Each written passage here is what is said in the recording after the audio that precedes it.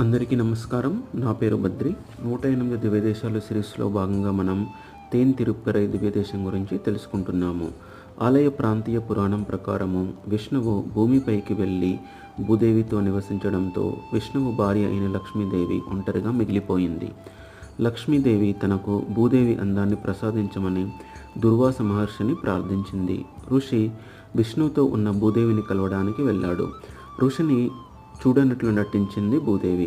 అతని కోపంతో ఋషి భూదేవిని లక్ష్మికి తన రూపాన్ని మార్చమని శపించాడు. భూదేవి తనకు శాప విముక్తిని కల్పించమని మహర్షిని వేడుకుంది. తామ్రపర్ణి నది ఒడ్డున ఉన్న విష్ణువును ప్రార్థించమని ఋషి ఆమెను కోరాడు.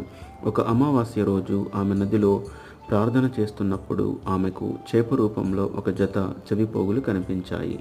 ఆమె దానిని తన ముందు ప్రత్యక్షమైన విష్ణువుకి సమర్పించింది. విష్ణువుకు చెవిపోగులు స్వీకరించినప్పుడు